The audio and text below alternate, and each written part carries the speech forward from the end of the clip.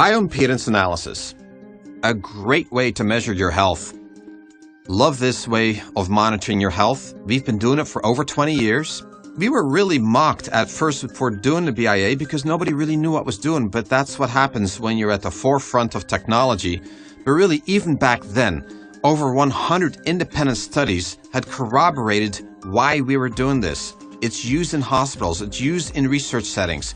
And I'm happy to say that locally, even in our area here, the hospitals are starting to use it to monitor their patients in the cardiac, in the kidney, as well as intensive care units. Why? It's quick, it's simple, it's painless, it gives you very accurate results on the status of the patient, and it is easy to do. To get accurate results, don't eat an hour before we test you. No extreme exercise for about 12 hours before we test you. Don't consume caffeine or alcohol the day before or right before. And make sure you're well hydrated. It'll help us get a more accurate measurement of your overall health.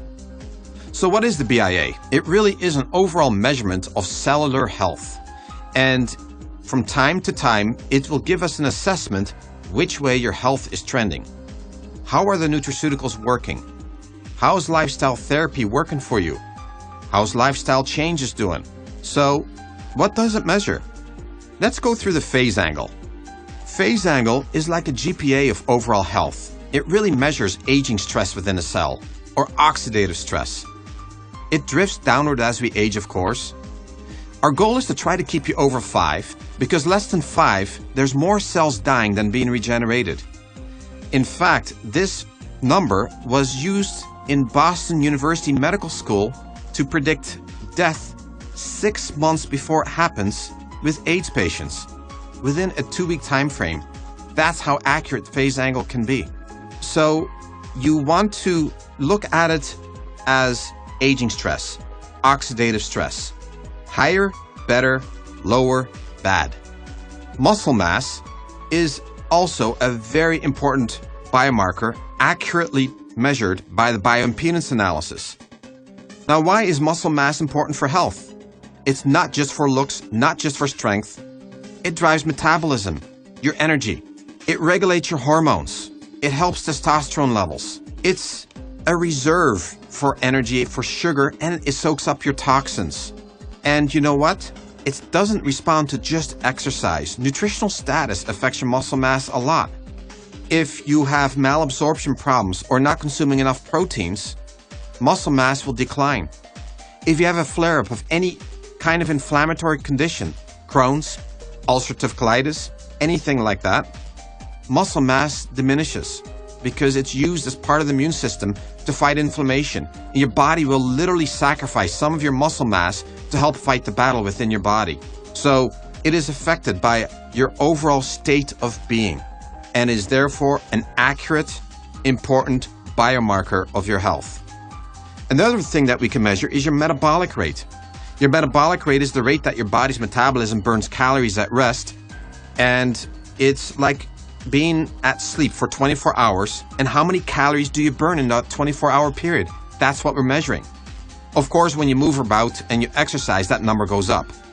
We are measuring resting basal metabolic rate. What does that really mean? It is affected by your muscle mass, your thyroid, your adrenals, and any time that you have any kind of a disorder with any of those, your metabolic rate will go down.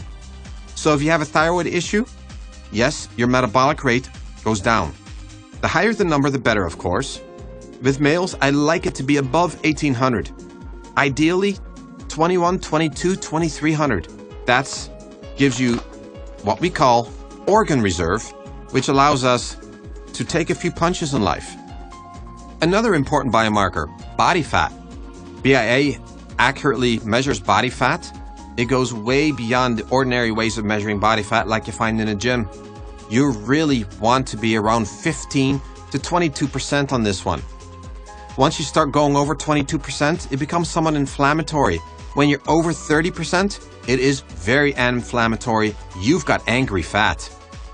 If you're a professional athlete, you can go down to 12%, but really below that, it starts to hurt the immune function. You become sick more often. You have no reserves. You get depressed.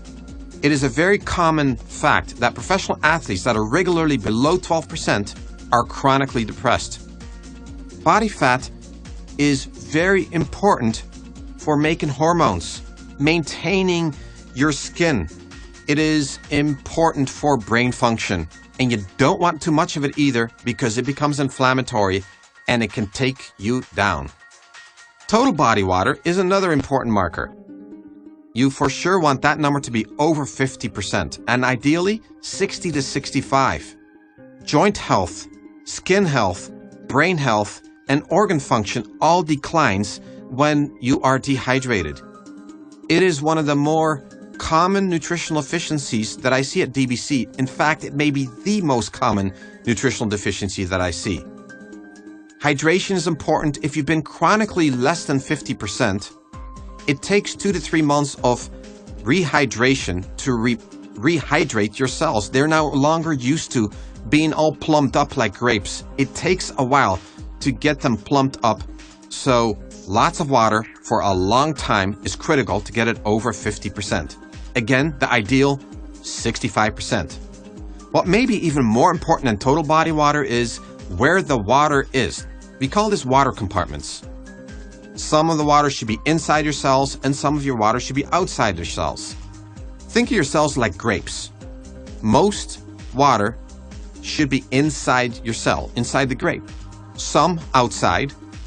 This outside water is used for intercellular and extracellular communication, and it is an important fact, but you don't want too much of it because when the outside water climbs high, it's a sign of toxicity.